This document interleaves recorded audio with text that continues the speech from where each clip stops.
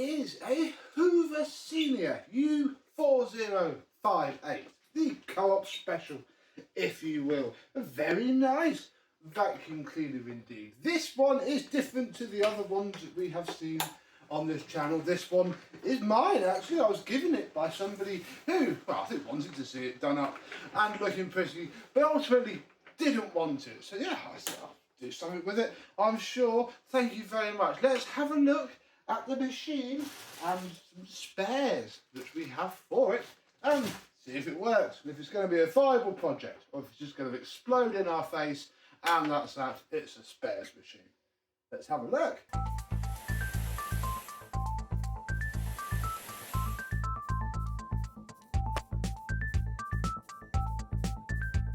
Yes, hello, my vacuum cleaner and Hoover chums. How are you today? Yep, it's another one of these orange seniors, I guess. Well, we do such a good job at giving them a wipe down and a drop of oil that they tend to gravitate towards us. And I'm not going to argue with that. This one is actually very nice indeed because, I mean, it's chipped, sadly, but it has both of its cord hooks, although I think they have been painted.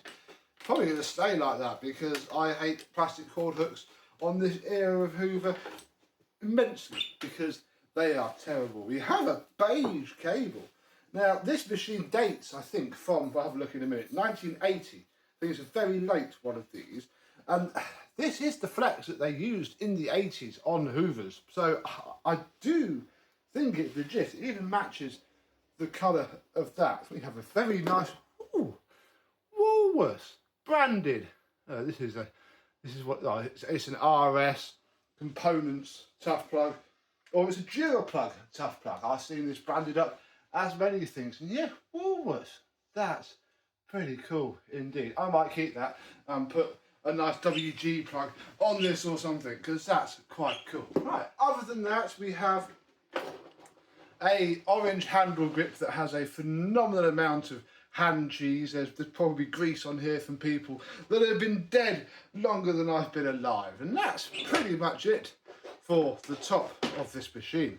If we come down ever so slightly, we can have a look at the bag. Now the bag is overall pretty good. I mean, you know, it's not broken as far as I know. It's not got any holes in it down there. It's all right. It's up here that it's got just a little bit of damage. It's almost like it's been melted ever so slightly. I don't think it's even falling apart. I think it's just had something dropped on it that it hasn't liked, and that hasn't done it any good. So I'm going to be a bit careful washing it, but I think we might get away with it. The zip works, so that is really, really good. We have ourselves a genuine bag, brand new I think as well. This did come from another collector, so yeah, it's brand new, but in here is full of sand and grit. And well, there is what I presume was the original belt that holds the bag on. It now has another equally perished looking belt that holds the bag on. I think we're just going to tuck that back up there, zip that up, pretend that is perfect, and have a look at the bottom part of this machine. The bottom part of this machine looks very decent indeed. It's not really got any deep scuffs or scratches on the chassis. The hood has plenty. The hood has taken all of these. There's some big deep scuffs there. There's a big crack there, and then more on this side. So this machine has seen a bit of use. It's also seen a bit of fixing because there is a sticker for the Vac Centre, Greenhouse of Hare Hills in Leeds. So this machine has seen some work up there to Leeds. We're into Wakefield when we picked this up. So it's not gone far. It has gone far now. It's now in South Oxfordshire. How you doing? Call them bread rolls down here. There's another sticker there. It's very clean, very tidy. The wheels do an okay job at trying to spin. It's the little spring that pulls the axle back down is a little bit. Oh, they don't even get in there. A little bit stretched and broken. That's mildly odd. But I think I have a spare. Oh, and then I didn't get a screwdriver ready because I forgot that these would have screws.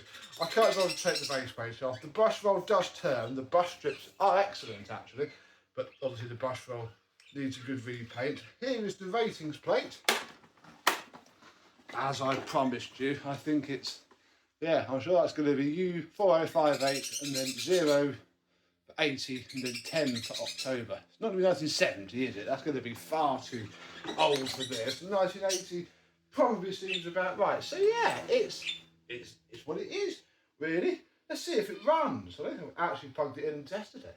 I'll keep the camera rolling in case it turns itself on as I plug our very nice, probably 1980s plug into my very nice 1970s socket. Right, nothing's exploded yet. Here we go. Ooh.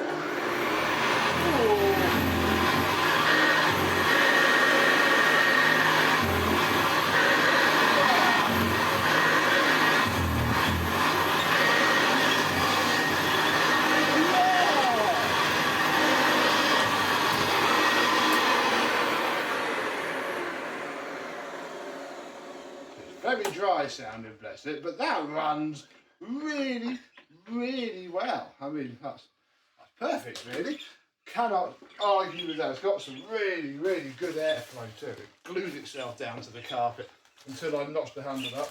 But in here we have, well look, it says here, look, Orange Senior hood and spares. Because yeah, the collector that gave me this also gave me this. And yeah, as fine as that crack is, and to be honest, I'm probably going to polish his hood up and stick it on eBay because it's still going to be better than nothing. We have this hood,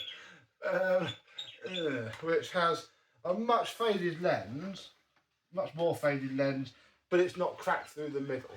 And it doesn't have a crack on the top either. But I don't know really, it's still about the same level of scuff. I don't quite, yeah, I think I will change it. The problem is that lens is cracked and it does, you can tell.